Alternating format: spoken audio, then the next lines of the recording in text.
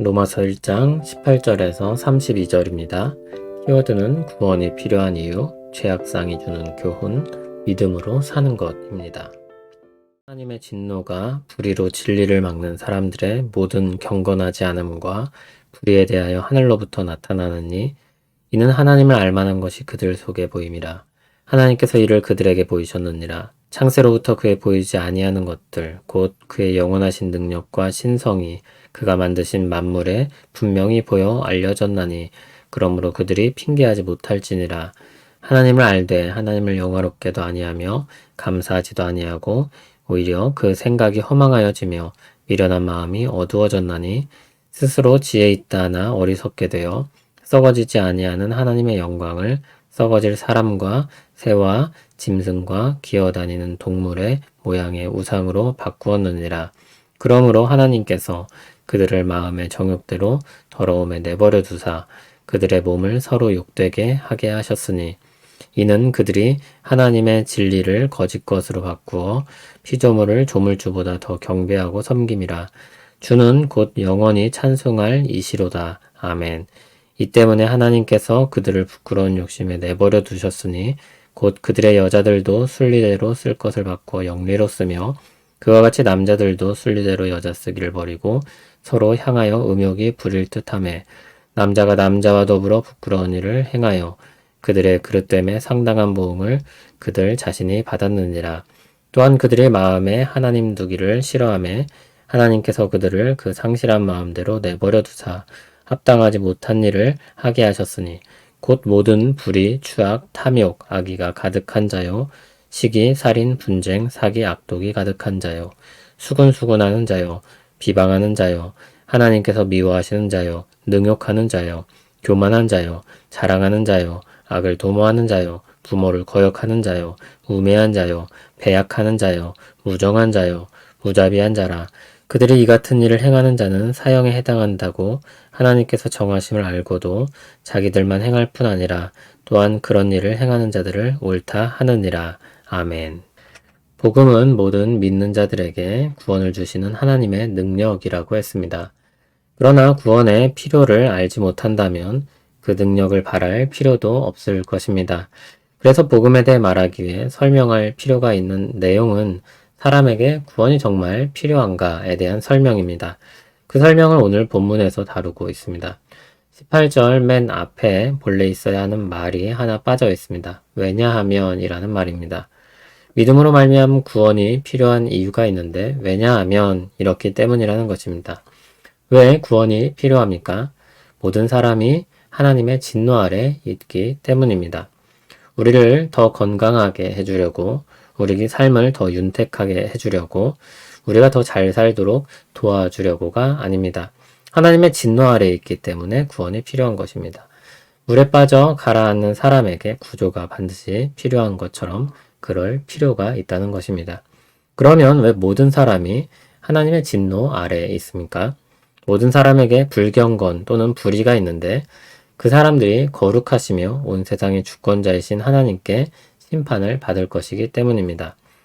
19절에 말하듯 하나님은 경건함과 의로움에 대해 충분히 알게 하셨습니다. 20절에서 하나님께서 그것을 창세로부터 그러니까 처음부터 알 수 있게 하셨다고 했습니다. 시간으로는 처음부터 지금까지이고 범위로는 모든 만물입니다. 모든 피조물에 분명하게 나타나셨습니다. 하나님이 만드신 세상의 경이로움을 누구나 말합니다. 누구나 핑계할 수 없을 만큼 알려진 사실입니다. 그런데 문제는 그것을 안다고 해서 하나님을 영화롭게 하지 않는다는 것입니다. 도리어 어떻게 합니까? 23절에 보는 것처럼 하나님의 영광을 사람과 새와 짐승과 기어다니는 동물의 우상으로 바꾸었습니다. 피조물의 경이로움을 보고 놀라지만 그것을 보고 하나님을 높이는 것이 아니라 다른 대상을 만들어서 높입니다. 여러 신화들을 보면 모든 역사에서 확인할 수 있는 것입니다. 그리스 로마 신들은 사람들에게서, 이집트 고대 신들은 새와 동물에게서 모티브를 가져와서 만들어낸 신들입니다. 하나님은 사람들의 잘못을 보며 어떻게 하십니까? 24절을 보면 내버려 두십니다. 그러나 사도는 차마 그렇게 할 수 없기 때문에 25절에서 갑자기 하나님을 찬송하는 말을 넣습니다. 어찌 그럴 수 있는가? 찬양하지 않을 수 없는 분을 마땅히 찬양하는 것이 옳다. 아멘. 그리고 다시 논지를 이어갑니다. 하나님이 내버려 두신 결과 사람들이 악을 향해 치닫습니다. 26절에서 27절을 보면 여자가 여자와 남자가 남자와 성적인 관계를 맺습니다. 순리대로 쓸 것을 영리로 썼다고 했습니다. 본래 창조하신 목적과 기능을 달리 쓴 것입니다. 29절에서 31절을 보면 악한 일들이 나열됩니다. 모든 악한 일들은 28절에서 마음에 하나님 두기를 싫어한 결과라고 했습니다. 하나님의 주권을 떠나서 자기 뜻대로 한 것입니다. 우리도 너무나 싫어하는 사람이 생기면 그 사람이 하는 것을 반대해서 내 맘대로 하려고 합니다. 마치 그런 것처럼 하나님을 떠나서 자기 뜻대로 한 것입니다. 그것은 모든 불의, 추악, 탐욕, 악의, 시기, 살인, 분쟁, 사기, 악독, 수군수군, 비방, 능욕, 교만, 자랑, 악을 도모함, 부모를 거역함, 우매, 배약, 무정, 무자비입니다. 사도가 나열할 수 있는 것들을 최대한 간결하게 적어본 것입니다. 불의는 의로움과 반대로 행하는 것입니다. 추악은 잘못된 것을 즐겨 행하는 것입니다. 탐욕은 필요 이상의 것을 가지려는 마음입니다. 악의는 행동에 악한 의도성을 가지는 것입니다. 시기는 다른 사람이 잘 되는 것을 싫어하는 것입니다. 살인은 다른 사람의 생명을 해하는 것입니다. 분쟁은 싸움 붙이기를 좋아하는 것입니다. 사기는 속여서 다른 사람을 해하는 것입니다. 악독은 악한 마음으로 해를 끼치는 것을 좋아하는 것입니다. 수군수군하는 자는 은밀히 근거 없이 모함하는 사람입니다. 비방하는 자는 대놓고 모함하는 사람입니다. 능욕하는 자는 자신만 옳다고 여기며 다른 사람을 경멸하는 사람입니다. 교만한 자는 다른 사람보다 자신을 높여 타인을 경멸하는 사람입니다. 자랑하는 자는 자신을 부풀려 근거 없는 자신감에 빠진 사람입니다. 악을 도모하는 자는 악한 방법으로 계획하고 이루기를 좋아하는 사람입니다. 부모를 거역하는 자는 하나님의 질서를 깨뜨리고 주어진 권위를 무시하는 사람입니다. 우매한 자는 모르면서도 배우려 하지 않고 어리석게 그냥 사는 사람입니다. 배약하는 자는 약속을 배신하는 믿을 수 없는 사람을 가리킵니다. 무정한 자는 사랑을 베풀기를 인색하게 하는 사람입니다. 무자비한 자는 상대방을 배려하거나 보살피지 않는 사람입니다. 이와 같은 사람들을 향한 하나님의 심판은 무엇입니까? 32절에 의하면 사형입니다.